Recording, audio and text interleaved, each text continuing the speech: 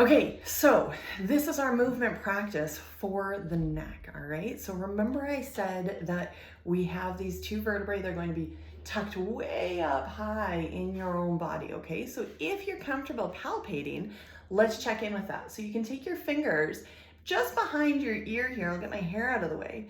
Just behind your ear, there's going to be kind of like this big lumpy spot, all right? And deep to that, you can't actually touch them, is going to be that cervical vertebrae number 1. Now, we can also do this on the posterior side. If we kind of bring our fingers to the base of the skull, right where your skull kind of tucks in there, and if we kind of wiggle the fingers into that space, it's going to feel tender. There's a lot of musculature that comes up and connects from the shoulders and the back up onto the posterior side of the skull here. You're going to kind of wiggle into that space, and then again, imagine if you were able to protrude your fingers past all of that soft tissue, you'd be able to touch those cervical vertebrae, number 1 and number 2, all right? Now, if we bring our fingertips to that lumpy space just behind the ears again, you can do 1 or 2 fingers here, your choice.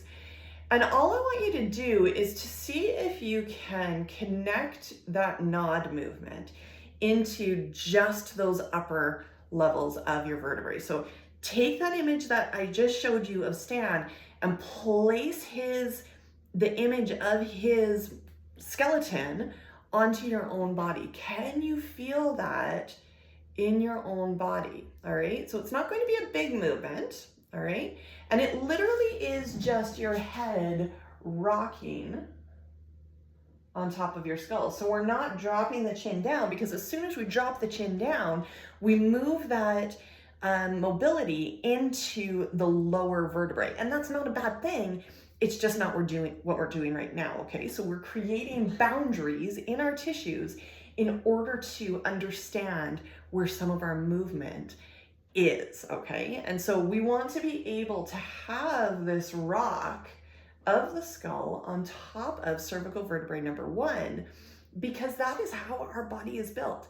And if we don't have that movement available to us, then that means that we've got restrictions in the tissues.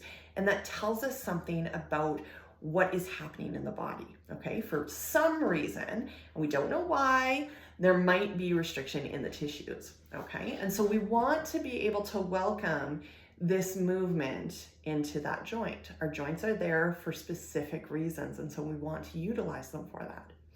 All right, let's move down a level to that interaction of cervical vertebrae number 1 and cervical vertebrae number 2. Remember I said that cervical vertebrae number 1 is like a donut, and cervical vertebrae number 2 has like this protrusion that's going to come up, and it's going to rotate on that protrusion, okay? So atlas and axis.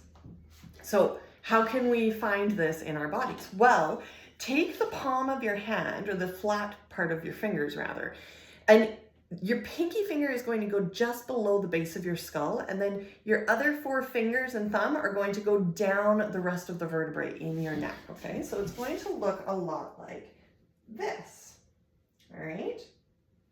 Now, once you get that, I want you to allow your fingers to just kind of rest there. They don't have to be close together unless you have a shorter neck, okay?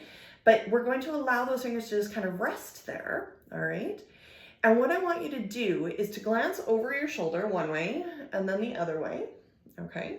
And just become aware of the tissue moving underneath your fingers, okay? So you're gonna allow the skin underneath your fingers to move one way and then the other, all right? Okay, now we're going to create some boundaries here. So what I want you to do is keep your neck nice and tall here.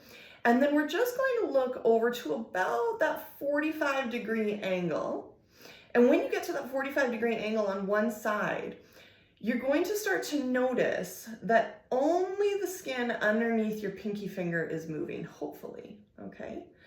And then after that 45-degree angle, the rest of the skin is going to start to rotate and move.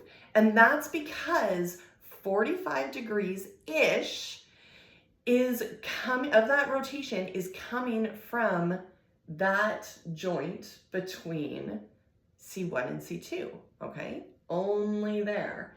And then beyond that, when we start to deepen that rotation, that comes from the other vertebrae, from C3, C4, C5, C6, C7, okay? But C1 and C2 are specifically designed and built in order for us to have that movement there, all right? The rest of the vertebrae, they're much more restricted in their rotation, all right? So try it on both sides, check in. Is there restriction on one side or the other, or maybe both sides?